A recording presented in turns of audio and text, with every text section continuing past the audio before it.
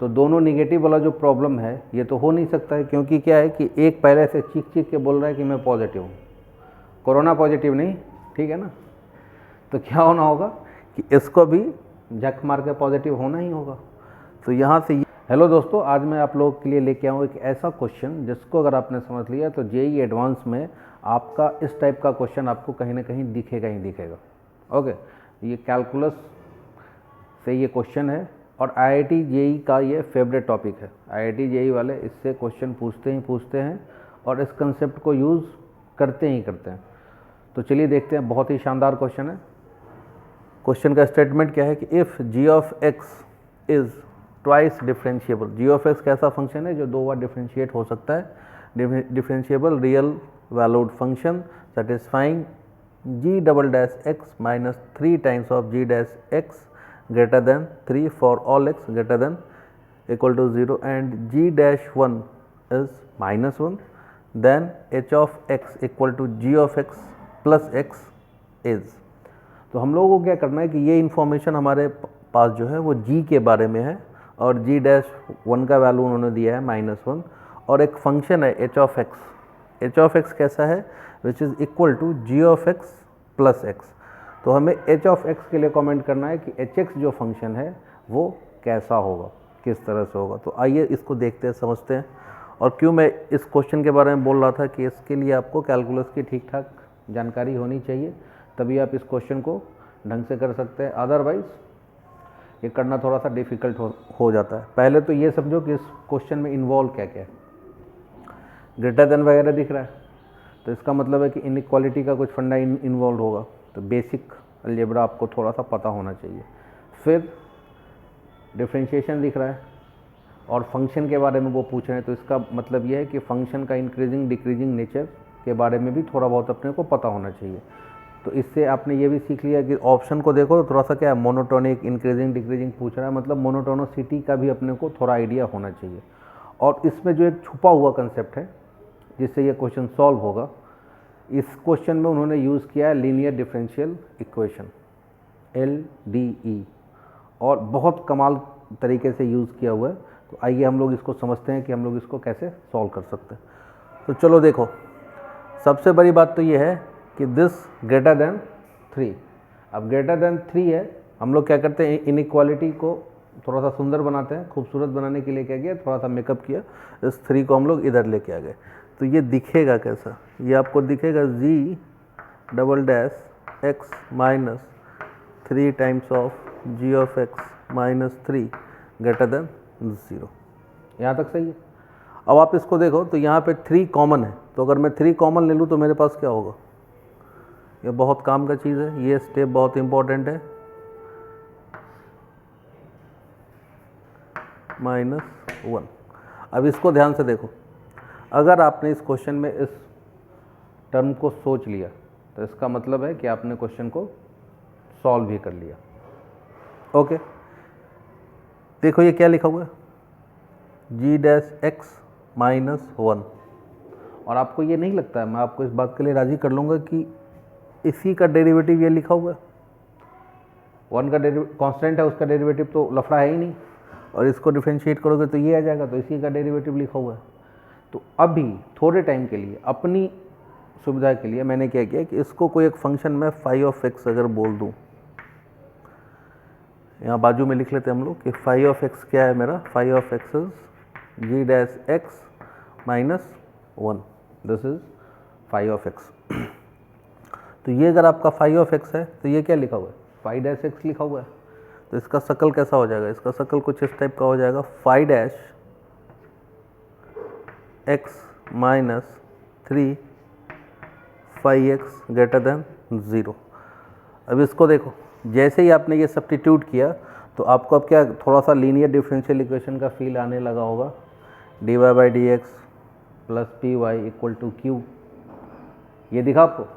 तो अगर ये दिखा, अरे लीनियर डिफरेंशियल इक्वेशन कैसा होता है, dy/dx plus p y equal to q, इस टाइप का शकल होता है। तो यहाँ पे देखो ये लीनियर डिफरेंशियल इक्वेशन लिखा हो ना, phi dash of x minus this, तो इसका अपने को क्या चाहिए, इंटीग्रेटिंग फैक्टर चाहिए। तो इसका इंटीग्रेटिंग फैक्टर कैलकुलेट कर लिया, आई एफ क्या हो जाएगा, e to the power p d x, p के जगह पे यहाँ पे क्या है -3, so this is -3 dx, so this is e raise to -3x। अब क्या किया, इंटीग्रेटिंग फैक्टर के साथ अब हम लोग सोचेंगे कि इस डिफरेंशियल इक्वेशन को ऑल्टरनेट तरीके से हम लोग कैसे लिख सकते हैं। तो क्या किया, दोनों साइड इंटीग्रेटिंग फैक्टर से इसको मल्टीप्लाई कर दिया, ई to the power -3x।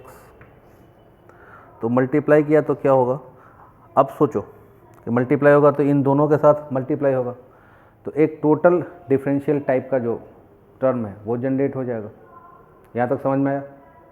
Copy करिए।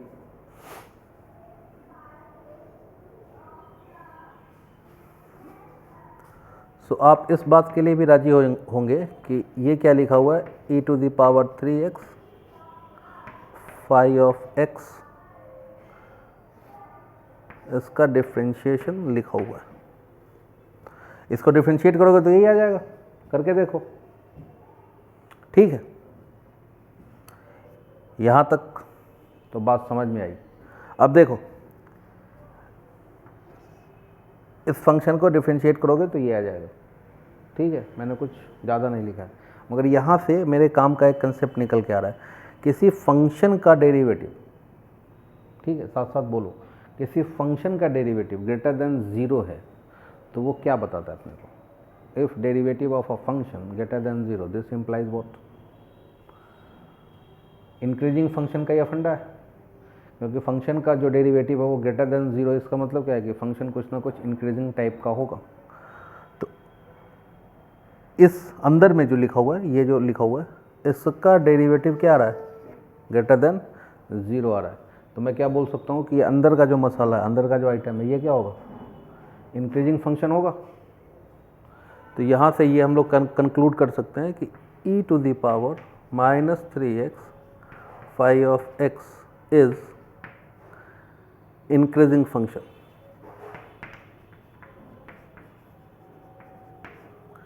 यहाँ तक की बात समझ में आई आपको?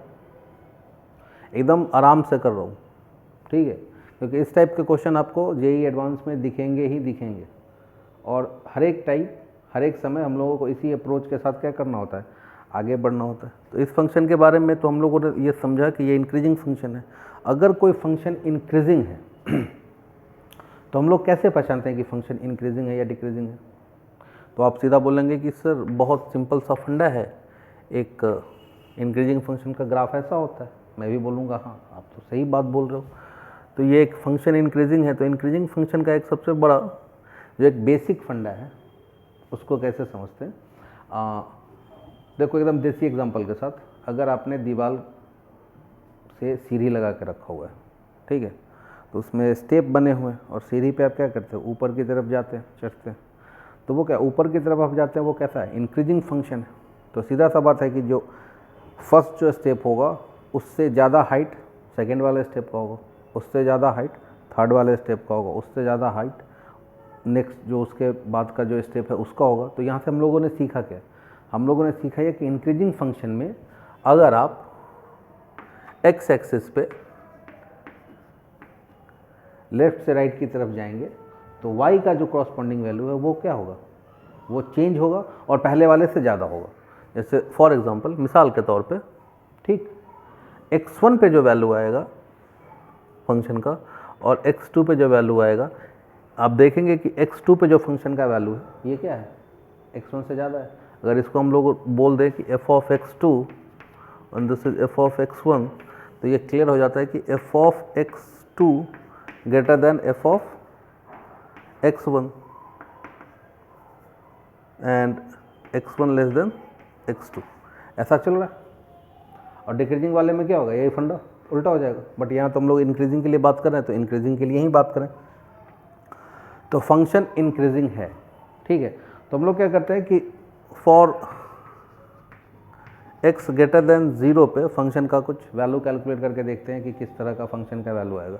तो ये अपने को पता है कि e to the power -3x phi of x, इसका जो वैल्यू आएगा वो किससे ज़्यादा होगा? इस फंक्शन का जो 0 पे वैल्यू आएगा उससे ज़्यादा होगा। यहाँ तक की बात समझ में आई? e to the power 0 phi of 0। और e टू द पावर 0 जो है वो क्या हो जाएगा, वो तो 1 हो जाएगा। और फाई ऑफ 0 अपने को नहीं पता है कि फाई ऑफ 0 क्या होगा, तो फाई ऑफ 0 के लिए जो अपनी मदद करेगा वो ये भाई साहब मदद करेंगे। तो फाई ऑफ 0, तो फाई ऑफ x क्या है आपके पास, फाई ऑफ x है g डैश x माइनस 1, तो फाई ऑफ 0 क्या हो जाएगा, g डैश ऑफ 0 माइनस 1, और g डैश 0 का वैल्यू उसने पहले से दे के रखा हुआ है, दैट इज़ -1। ओके, तो इसका वैल्यू उन्होंने क्या किया हुआ है, पहले से दिया हुआ है, तो इसका वैल्यू क्या आ जाएगा, इसका वैल्यू आ जाएगा आपके पास 0 आ जाएगा, g dash x -1, minus common लिया तो ये प्लस आ जाएगा, ठीक है। तो ये -1 और ये प्लस का 1, इसका वैल्यू क्या हो जाएगा, 0 हो जाएगा। यहाँ तक की बात समझ में आई, सही है। अब देखो कि e to the power -3x phi of x greater than 0 हो गया। तो ये अपने को क्लियर है कि ये जो फंक्शन है ये क्या है, ग्रेटर देन 0 है, मतलब पॉजिटिव फंक्शन है। और आपको ये भी पता होगा कि e का पावर कुछ भी आ जाए, e to the power x कैसा फंक्शन है, ये तो हमेशा पॉजिटिव होगा, this function is always positive. और दो फंक्शन का मल्टीप्लिकेशन पॉजिटिव कब होगा, आप सोचो, दो फंक्शन का मल्टीप्लिकेशन पॉजिटिव होने के लिए चांसेस क्या है, या तो दोनों नेगेटिव हो जाए या फिर दोनों पॉजिटिव हो जाए। तो दोनों नेगेटिव वाला जो प्रॉब्लम है ये तो हो नहीं सकता है, क्योंकि क्या है कि एक पहले से चीख के बोल रहा है कि मैं पॉजिटिव हूँ, कोरोना पॉजिटिव नहीं, ठीक है ना। तो क्या होना होगा कि इसको भी झक मार के पॉजिटिव होना ही होगा। तो यहाँ से ये कंक्लूड हो गया कि फाई ऑफ x कैसा है, ये भी पॉजिटिव है, ग्रेटर देन 0 है। ये काम की बात समझ में आई आपको। तो फाई ऑफ x पॉजिटिव है, और फाई ऑफ x है क्या आपका, फाई ऑफ x आपका है g डैश x +1। तो यहाँ तक हम लोग ये डिस्कस कर चुके हैं कि फाई ऑफ x कैसा है, ग्रेटर देन 0 है। ग्रेटर देन 0 होने का मतलब क्या होता है, पॉजिटिव। ओके, और फाई ऑफ x आपका है क्या, टेक्निकली फाई ऑफ x है g डैश x +1। अब सोचो कि फाई ऑफ x पॉजिटिव है, तो सोचो कि 1 को तो कोई चाह के भी निगेटिव नहीं कर सकता, अब पॉजिटिव है ये, और बच रहा है मिला के क्या, g डैश x। तो फाई ऑफ x पॉजिटिव है, इसका इनडायरेक्टली मीनिंग क्या हुआ कि ये जो पूरा का पूरा आइटम है ये भी क्या है, ये भी ग्रेटर देन 0 हो गया, क्योंकि 1 पॉजिटिव है और पॉजिटिव में एक नंबर आप जोड़ते हो g डैश x, ठीक है। तो ये भी क्या आ जाए, ये भी पॉजिटिव आ गया। तो यहाँ से एक बात ये क्लियर हो गई कि चूँकि फाई ऑफ x पॉजिटिव है, इसका मीनिंग ये होगा कि ये पूरा का पूरा आइटम कैसा होगा, g डैश x +1 कैसा होना चाहिए, पॉजिटिव होना चाहिए। तो g डैश x +1 पॉजिटिव हो गया। अब यहीं पे जो है ना हमारा ब्रेक थ्रू है। अब देखो g dash x +1 is positive, ये बात समझ में आई। अब सोचो कि ये जो फंक्शन लिखा हुआ है g डैश x +1, ये किस फंक्शन का डेरिवेटिव रहा होगा, या किस फंक्शन का डेरिवेटिव हो सकता है। तो बहुत साधारण सी बात है कि g dash x +1 gx plus x का डेरिवेटिव होगा, क्योंकि यहाँ पे 1 लाने के लिए ये जिस फंक्शन का डेरिवेटिव होगा उसी फंक्शन के बारे में तो उन्होंने h ऑफ x बोला है, कि h ऑफ x इसको बोला है g of x plus x को। तो ये हम लोग इसको यहाँ पे कंक्लूड कर रहे हैं। तो ये जो फंक्शन है इसका डेरिवेटिव ये होगा, ये मानते हो, नहीं मानते हो। g डैश x का डेरिवेटिव क्या हो जाएगा, सॉरी g ऑफ x का डेरिवेटिव क्या हो जाएगा, g डैश x, और x का डेरिवेटिव क्या हो जाएगा, दैट इज सिंपली 1। तो वही तो आपका h ऑफ x है, और h ऑफ x के लिए आपको कमेंट करना है। आप सोचो कि h ऑफ x कैसा है। अरे ये बात साबित हो गई ना कि ये ग्रेटर देन 0 है, g dash x +1 greater than 0 है। और अभी बताया था कि किसी फंक्शन का डेरिवेटिव अगर ग्रेटर देन 0 होता है तो क्या होता है। अगर फंक्शन का डेरिवेटिव ग्रेटर देन 0 है, इसका मीनिंग ये होता है कि वो जो फंक्शन है वो इंक्रीजिंग टाइप का है। ओके, तो यहाँ पे ऑप्शन पे हम लोग आते हैं। हमारे पास ऑप्शन क्या क्या अवेलेबल है, स्ट्रिक्टली इंक्रीजिंग, स्ट्रिक्टली डिक्रीजिंग, तो स्ट्रिक्टली इंक्रीजिंग।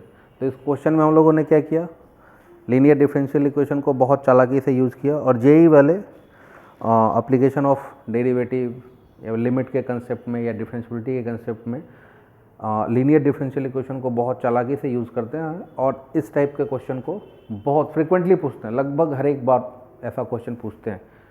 तो आप इस क्वेश्चन को अच्छे से देखिए, समझिए, और इस टाइप के और क्वेश्चन हम लोग फिर नेक्स्ट वीडियो में डिस्कस करेंगे। Okay, till then take care, good bye, जय हिंद, जय भारत।